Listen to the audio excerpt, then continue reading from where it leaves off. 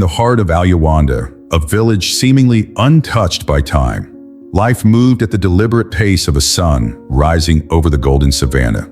It was a place of simplicity, where each dawn brought new hope, and every dusk carried the weight of ancestral stories shared under a canopy of stars. The dry season had stretched far too long, and the once vibrant rivers now lay barren, their cracked beds telling a story of despair. Amidst the hum of daily survival, whispers of something extraordinary began to ripple through the village, carried like the wind, impossible to grasp but impossible to ignore. His name was Kamadi. To the children, he was a figure of wonder, a living legend whose existence defied logic. They whispered his name as if it were a sacred spell, daring each other to peek at his modest hut on the edge of the village. The elders, more cautious, spoke of him in hushed tones, their voices laced with both reverence and unease. Kamadi, they said, was a man who had not eaten or drunk water in 75 years. While others withered under the relentless heat of the sun, Kamadi seemed untouched by time, his skin smooth, his posture steady. One evening, as the sun dipped below the horizon and the air grew heavy with the scent of wood smoke, an unusual sight disturbed the usual quiet of Alyawanda. A group of weary travelers arrived, their faces marked by exhaustion and their clothes dusted with the red earth of the savanna. At their helm was Nika, a young woman with piercing eyes and a voice that carried the weight of unspoken grief. Her village, she explained, was on the brink of collapse. The drought had claimed their crops, their cattle, and their hope. Desperation had driven them to seek out the man whose very existence seemed to define nature. As the villagers gathered, Nika stepped forward, her voice trembling but resolute. "We have come to find Kamadi, the one who does not eat or drink. If he holds the secret to surviving without water, he may be our last chance." Her words hung in the air, heavy with both urgency and doubt. The villagers exchanged glances, unsure how to respond. Some murmured their doubts, dismissing Kamadi as an enigma, perhaps blessed or cursed by forces beyond their understanding. Others, their eyes wide with hope, urged Nika to wait until morning, when the elder might agree to speak. Yet as the night deepened, curiosity spread like wildfire. What if Kamadi truly held the key to their salvation? Inside his hut, Kamadi sat in silence, his eyes fixed on the faint glow of the moon through a small opening in the thatched roof. He had led the life of solitude, his days marked not by hunger or thirst, but by the unrelenting whispers of the past. He knew they would come eventually. People always did, drawn by stories that painted him as a miracle, a man untouched by the struggles of mortality. But Kamadi carried a burden invisible to those who sought him. As dawn broke, the village awakened to an air thick with anticipation. Nika stood outside Kamadi's hut, her heart pounding. She had heard the stories, but standing this close to him, she felt an unease that words could not describe. When he finally emerged, his presence was both commanding and serene. He looked at her, his dark eyes filled with something she could not name. Was it wisdom, sorrow, or perhaps resignation? "Why do you seek me?" Kamadi's voice was soft, yet it carried an authority that silenced the crowd. Nika stepped forward, her hands trembling. "Elder Kamadi, my people are dying. We have no water, no food, and no hope. If you have been spared the needs of the body, please teach us how to survive as you have." For a long moment, Kamadi said nothing. The silence grew so heavy that even the rustling leaves seemed to hold their breath. Finally, he spoke, his words slow and deliberate. "You do not understand what you are asking for," he said. "What I have is not a gift. It is a curse." His words sent a ripple through the crowd. Whispers erupted, each person interpreting his statement in their own way. Was this man truly cursed? Or was he merely protecting a sacred knowledge too powerful for ordinary people? Nika, undeterred, pressed him further. "If it is a curse," she said, her voice steady despite her fear, "then share with me. Let me bear it, if it means my people can live." Her plea struck a chord, and for the first time in years, Kamadi's expression faltered. He studied Nika carefully, sensing the depth of her resolve. Without another word, he turned and retreated into his hut, leaving the villagers and travelers alike in a state of uneasy anticipation. The question lingered in the air. Would Kamadi reveal his truth, or would Aluwanda remain shrouded in mystery? As the first light of the new day painted the savannah in hues of gold, one thing was certain. This was no ordinary man, and his story was far from over. Kamadi sat silently outside his modest clay hut, his gaze fixed on the endless expanse of the savannah. The horizon seemed to stretch beyond comprehension, a vast ocean of golden grass rippling gently under the weight of a soft morning breeze. The air carried a subtle dryness, tinged with the faint scent of acacia trees and the distant hum of insects. Kamadi's posture, rigid yet unyielding, betrayed none of the frailty expected of his years. His eyes, sharp as polished onyx, seemed to pierce through time itself, holding secrets that no one dared to unravel. Among the villagers, there was a hushed tension. They lingered at a cautious distance, exchanging glances filled with curiosity and fear. Kamadi's presence, though familiar, always seemed to carry an invisible weight that silenced even the most restless of children. It was Nika, the bold and determined leader of the travelers, who broke the stifling stillness. Her footsteps were deliberate, each one pressing into the dry earth as she approached the elder. The air around her felt heavier with every step, as if the ground itself resisted her resolve. "Elder," she began, her voice trembling despite her efforts to sound confident. "Is it true that you've never eaten or drunk in your life?" Kamadi turned his head slowly, his expression inscrutable. For a moment, the only sound was the faint rustle of the savanna grass in the distance. When he finally nodded, the gesture was so subtle it almost went unnoticed. Nika's heart pounded in her chest. She had heard the rumors, the stories that painted this man as both a miracle and an anomaly, but standing before him now, the weight of his silent acknowledgement was almost unbearable. Behind her, the villagers murmured amongst themselves. Some dismissed Kamadi's silence as the reluctance of an old man weary of attention. Others watched him with awe, their eyes wide as they struggled to comprehend what they were witnessing. Finally, Kamadi spoke, his voice carrying the depth of a man who had lived lifetimes in solitude. "Nika," he said, his tone gentle yet commanding, "what you seek is not a blessing, it is a curse."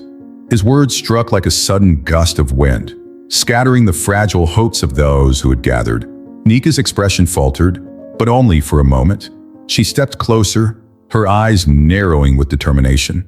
"How can it be a curse?" she asked, her voice trembling slightly. "To never feel hunger, never thirst, it sounds like salvation to those who suffer every day just to survive." Kamadi leaned forward, his gaze locking onto hers with an intensity that sent a shiver down her spine. "Salvation," he repeated, the word heavy with disdain. "What you see is an illusion. Hunger and thirst remind us we are alive. Without them, you lose more than you can imagine." The crowd grew restless. Some shook their heads, unwilling to accept Kamadi's cryptic words, while others leaned closer, eager for him to continue. Nika clenched her fists, her frustration bubbling beneath the surface. "You speak in riddles, elder," she said, her voice sharpening. "My people are dying. We've lost everything to the drought. If you know a way to survive, if you hold any wisdom that can save us, why would you withhold it?" Kamadi closed his eyes, as if her words carried the weight of memories too painful to confront. When he opened them again, his gaze was softer, yet his voice remained firm. "Wisdom comes at a price, child. What I possess is not knowledge. It is a burden, one I would not wish upon even my greatest enemy." Nika's resolve wavered for the first time. The conviction that had carried her through countless trials began to crack under the strain of Kamadi's words. But she refused to give up. "If it is a burden," she said quietly, "then let me carry it. My people are worth the sacrifice." Kamadi studied her in silence, his expression unreadable. The villagers held their breath, the air around them thick with unspoken questions. Nika's plea hung between them like a fragile thread, threatening to snap under the weight of her desperation. After what felt like an eternity, Kamadi rose from his seat. His movements were slow, deliberate, as though each step carried the gravity of 1,000 untold stories. He looked out over the gathering crowd, his gaze sweeping across faces filled with fear, hope, and uncertainty. "You wish to understand," he said, his voice carrying across the quiet savannah. "Very well, But know this, the answers you seek may not bring the peace you hope for. The tension in the air deepened as Kamadi turned his attention back to Nika. Return at sunrise, he said. Bring only those who are ready to face the truth. What I will tell you cannot be undone. With that, he retreated into his hut, leaving the villagers and travelers to grapple with the weight of his words. As the crowd slowly dispersed, Nika remained rooted to the spot, her mind racing. The elder's cryptic warning lingered like a shadow, but her determination burned brighter. Whatever truth Kamadi carried, she was prepared to face it, no matter the cost. Nika stood before Kamadi, her resolve wavering under the weight of his request. The elder had listened to their pleas in stoic silence before finally issuing his challenge. His voice, calm and unwavering, carried a gravity that seemed to settle heavily over the group. "Bring me the water from the well of Ngoliwa," he had said, his gaze piercing through her doubts. "Only then will you prove your will to understand the truth you seek."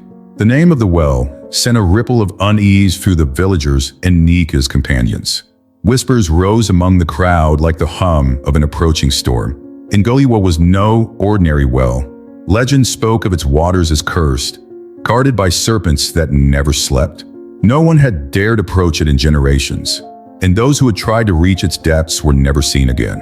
Nika clenched her fists, her knuckles widening as she struggled to maintain her composure. Fear prickled at the edges of her determination, but she could not let it take root. Her people were depending on her, and whatever lay ahead, she knew there was no turning back. "We will go," she said finally, her voice steady despite the dread curling in her chest. "But know this, Selder. If we return with the water, you must hold true to your word."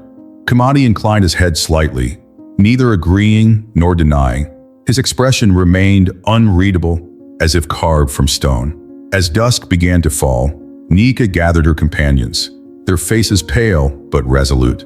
Among them were Tumalo, a hunter with scars that told stories of countless battles, and Sensi, a healer whose calm presence masked a quiet strength.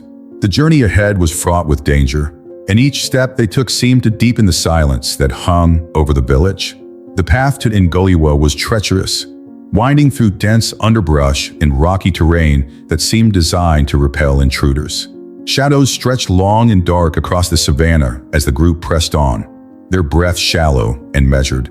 The air grew colder, and an unnatural stillness settled around them, broken only by the occasional hiss of unseen creatures and the distant cries of hyenas. As night fell, the group reached the edge of the cursed well. Its opening yawned before them, surrounded by jagged stones that glistened faintly in the moonlight. The air here was different, thick and heavy, carrying a faint metallic tang that made Nika's stomach churn. She glanced at her companions, each of them visibly uneasy but unwilling to voice their fears. "It's just a well," Tumalo muttered, though his grip on his spear tightened. "We've faced worse, haven't we?" Sensi knelt by the edge, her sharp eyes scanning the darkness below. "Worse, perhaps," she said softly, "but this feels different. Whatever lies here, we must tread carefully." Nika took a deep breath, steadying herself. She tied a length of rope around a sturdy tree and lowered it into the well's depths. The sound of the rope brushing against the stone walls echoed faintly, amplifying the sense of foreboding. "Stay alert," she said, her voice firm. "If anything happens, we move together. No one gets left behind."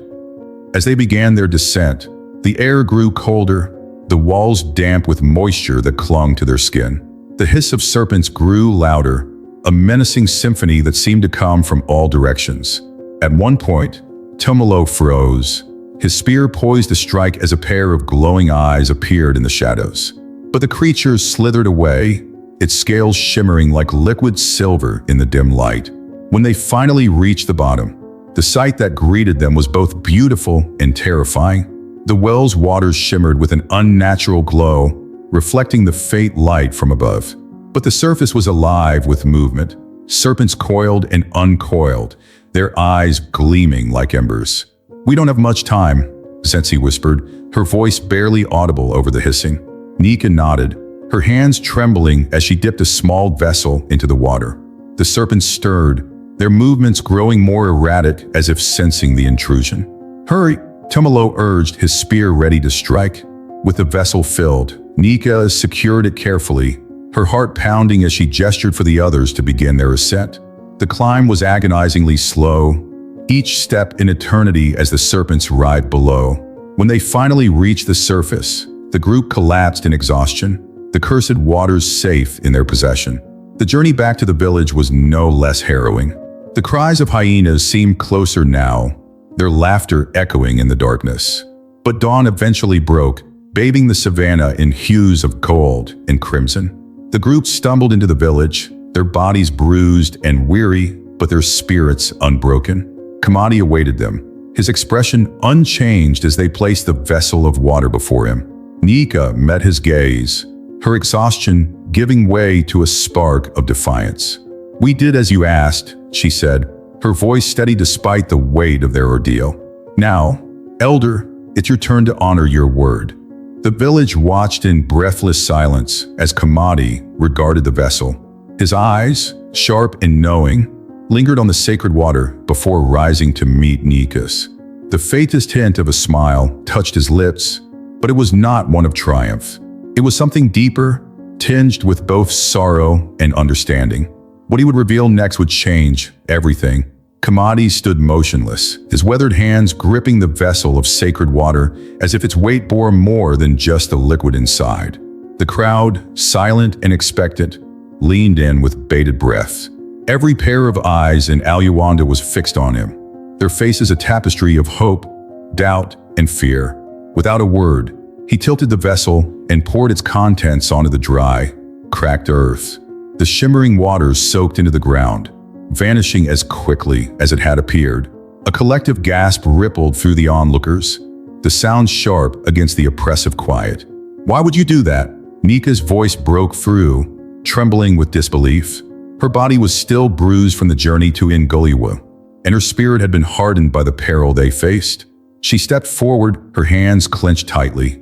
"We risked everything for that water. You owe us an explanation." Kamadi raised his head slowly, his deep-set eyes glistening, not with tears but with the weight of memories long buried. His gaze swept across the crowd, touching each person as if to say he understood their confusion, their anger. He let the silence linger, a deliberate pause that seemed to pull the villagers closer, drawing them into the depths of his story. "I was not born like this," he began, his voice steady yet carrying a deep undercurrent of sorrow. "I was once a child, no different from any of you. My name was whispered with joy, not awe. I lived in the village of Mbakwi, a place not far from here, where the rivers ran clear and the fields were green." His words painted an image of a life so vibrant and full that the villagers could almost see it. He paused, his expression darkening as the memory unfolded. "But I was arrogant. As a boy, I could not accept the limits of mortal life. I saw hunger as a weakness, thirst as a burden. One day, while tending the cattle with my brothers, I looked to the heavens and spoke what should have remained unspoken. I asked the gods why we must be bound to food and water. I demanded to know why they would create us so flawed." A murmur rippled through the crowd, a mix of shock and unease. Questioning the gods was a thought so forbidden that even hearing it spoken aloud sent shivers through the gathered villagers. Nika's brow furrowed, her earlier anger now tempered by a creeping understanding of where this tale was leading. "The gods heard me," Kamadi continued, his voice dropping to a near whisper, forcing the crowd to lean in closer. "They did not take lightly to mortals questioning their design. That night, as the village slept, the air grew thick and the wind ceased to move. I was visited in my dreams by the spirit of Ishanda, the messenger of divine justice. She came to me in a form so radiant it burned to look upon her." His hands trembled slightly as he spoke, the memory still vivid in his mind. "She said to me, 'You have spoken words that pierce the heavens, child of Mbakwi. You seek freedom from the hunger that binds you, so we shall grant it. But know this, for every blessing, there is a price.'" His voice caught for a moment, but he pressed on. "I awoke the next morning, and the change was immediate. My body no longer ached with hunger. My throat no longer burned with thirst. At first, I thought I had been granted a miracle." His lips tightened, and his eyes met Nika's, the weight of his sorrow pressing against her like a physical force. "But I was wrong. The god's blessing came with a curse. As the days turned to weeks, I realized I no longer craved food, yet I could not taste it. I could no longer drink, yet I missed the comfort of water on my tongue. The simple joys of sitting with my family, sharing meals, laughing over the breaking of bread, these were stolen from me. I was an outsider, even in my own home. The crowd shifted uneasily. What at first seemed like a story of triumph had turned into one of unbearable loneliness. Kamadi's voice grew softer, tinged with bitterness. I watched my brothers grow old, their faces lined with the joys and struggles of life. I watched my friends marry, have children, and leave this world one by one. And I remained, unchanging, untouched by time, but burdened by its weight. Nika took a step closer, her voice low but steady. Why tell us this now, Kamadi? Why send us to Ngulua if this is your truth? He looked at her, and for the first time, his expression softened. Because you needed to understand what you're asking for. You see my life and think it a gift, a way to escape the hardships of mortality. But what you do not see is the emptiness that comes with it. The god's curse is not that I do not hunger or thirst. It is that I no longer belong. The villagers stood in stunned silence, the weight of Kamadi's words sinking into their hearts. Nika, her throat tight, searched his face for any trace of hope, but all she saw was a man burdened by decades of solitude. She opened her mouth to speak, but no words came. Kamadi turned his gaze back to the earth where the sacred water had been poured, his voice barely above a whisper. The gods do not give without taking. Remember that, should you ever think to question them. The silence that followed was deafening, a void filled only by the faint rustle of the savanna grass. Every person there knew their lives had been changed by Kamadi's revelation, though none could yet understand how. Nika's gaze met Kamadi's, her resolve burning brighter than the fear that gripped the crowd around them. The elder's words lingered like a challenge that could not be ignored. The gods do not undo their work without a sacrifice, he had said, his voice calm yet heavy with the weight of unspoken truths. Would you offer yourself in my place? The question hung in the air, a thread connecting every person present to the unrelenting tension of the moment. Nika's companions exchanged hurried whispers, their faces pale with disbelief. Tomolo stepped forward, placing a firm hand on her shoulder. You don't have to do this, he urged, his voice low but insistent. This isn't your burden to bear. Sensi nodded in agreement, her brows furrowed in worry. Think of your people, Nika. If you're lost, who will lead them? Nika turned to them, her expression resolute. If not me, then who? Kamadi has suffered alone for decades. If my life can end that pain and give him back what the gods took, how can I refuse? Her voice wavered, but the determination in her eyes was unshakable. The murmurs in the crowd grew louder, some begging her to reconsider, others too stunned to speak. As the sun dipped below the horizon, casting the savanna in deep hues of orange and red, Nika approached the sacred baobab tree. The ancient trunk, gnarled and wide, stood like a sentinel watching over generations of prayers and sacrifices. The air around it felt different, heavier, charged with a power that could not be seen but was deeply felt. The tree's branches stretched toward the heavens as if bridging the mortal and divine. Nika knelt beneath the baobab, her hands trembling slightly as she clasped them together. The words of her ancestors filled her mind, teachings of humility and courage passed down through generations. Her voice broke the silence, steady but filled with emotion. O gods of the skies and earth, hear my plea. If Kamadi's curse can be lifted, take me in his stead. Let his suffering end, and may his life be restored to what it once was. The villagers watched in hushed awe, their breaths held as if afraid that even the slightest sound could shatter the fragile moment. The stillness was shattered by a sudden gust of wind, strong and cold, carrying with it the faint scent of rain and something metallic. The sky darkened unnaturally, and a low rumble of thunder echoed in the distance. Tomolo stepped forward, his hand gripping his spear tightly. Nika, this isn't right. The gods don't bargain. What if they demand more than you can give? Nika did not answer. Her focus remained on the tree, her whispered prayers growing louder as the wind picked up. The first crack of lightning split the sky, illuminating the scene with a flash of blinding light. The villagers shielded their eyes, some falling to their knees in fear.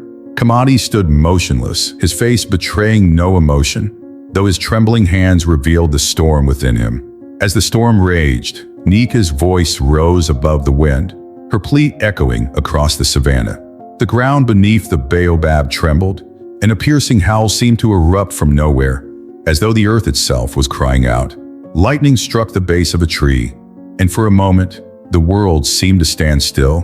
Kamadi fell to his knees, clutching his chest as a searing pain tore through him. His body convulsed, his breaths ragged and shallow. The villagers screamed in terror, some fleeing, others frozen in place. Tomolo tried to run to Nika, but a sudden wall of wind pushed him back, forcing him to watch helplessly. Sensei's hands gripped her amulet tightly, tears streaming down her face as she whispered prayers of her own. Kamadi's trembling slowed, his breaths growing deeper and steadier. The storm began to subside, the winds calming as quickly as they had risen. The air was thick with the scent of rain and earth, a smell that carried both renewal and finality. When Kamadi opened his eyes, they were no longer sharp and distant, but filled with something he had not felt in decades: life. Nika, however, remained kneeling beneath the tree, her body still. The villagers approached cautiously, their steps hesitant and unsure. Tomolo and Sensei rushed to her side, their voices trembling with panic. "Nika, wake up!" Tomolo cried, shaking her gently. Sensei placed a hand over Nika's heart, her expression shifting from fear to quiet sorrow. Kamadi rose to his feet, his movements slow and deliberate. He approached the baobab, his gaze fixed on Nika's still form. The weight of her sacrifice was etched into every line on his face, his shoulders heavy with both gratitude and grief. He knelt beside her, placing a hand on her head. "You gave what no one else could," he whispered, his voice breaking. "Your courage will not be forgotten." The villagers gathered around, their faces a mixture of awe and mourning. The baobab tree, once ancient and weathered, now glowed faintly, its leaves shimmering with a soft light. It stood as a testament to Nika's bravery, a bridge between mortal sacrifice and divine mercy. The storm had passed, but its effects would linger forever. Kamadi, now free of his curse, looked out over the crowd, this expression one of profound sorrow. What lay ahead for him, and for the village, remained uncertain, but one thing was clear. The cost of freedom had been greater than anyone could have imagined. When the storm finally subsided, an eerie stillness settled over the sacred baobab tree. The villagers stood in silence, their hearts pounding in anticipation. The air felt lighter, yet charged with the residue of something divine. Kamadi knelt in the soft earth, his hands trembling as he reached out toward the faint shimmer left where Nika had stood moments before. His face was streaked with tears, the deep grooves of sorrow etched into his skin, illuminated by the soft glow of the tree's branches. "I feel it," he whispered, his voice barely audible, but carrying a weight that gripped every soul present. "Hunger, thirst, life." His words broke the silence, sending a ripple of emotion through the crowd. The villagers exchanged looks of wonder and confusion, unsure whether they had witnessed a miracle or a tragedy. But Nika was gone. In her place, resting lightly on the ground, was a single white feather, its surface glimmering with an otherworldly light. It pulsed faintly, as if alive, radiating a warmth that seemed to seep into the hearts of all who beheld it. Kamadi reached for it, his fingers brushing against the delicate object. The moment he touched it, a sensation rushed through him. An aching sense of loss mingled with a quiet, profound gratitude. Tomolo and Sensei stepped forward cautiously, their expressions a mix of relief and despair. Tomolo's voice cracked as he spoke, his usual confidence replaced by uncertainty. She gave herself for this. For you." Kamadi nodded slowly, his eyes never leaving the feather. "Her spirit is in this," he said, his voice steadier now. "She has become part of something far greater than us." The villagers, still in awe, helped Kamadi to his feet. For the first time in decades, his body felt the frailty of age. He was no longer the unchanging man they had come to know, but someone new, someone who could feel hunger and thirst like the rest of them. They guided him back to the village, their steps slow, as if the weight of what had transpired required careful reflection. That evening, the village gathered for a feast. It was not a celebration, but a solemn acknowledgement of what had been lost and gained. Kamadi sat among them, no longer apart from the community, but embraced within it. He took his first bite of food in 75 years, and as the flavors burst across his tongue, tears streamed down his face. He laughed and cried simultaneously, overwhelmed by the simple joy of tasting again. The villagers joined him, their laughter mingling with his, their shared grief giving way to a fragile but genuine hope. Years passed, and Kamadi continued to live among the people of Alyawanda. Though his body grew older, his spirit seemed lighter, unburdened by the curse that had isolated him for so long. The feather remained sacred, placed at the foot of the baobab tree.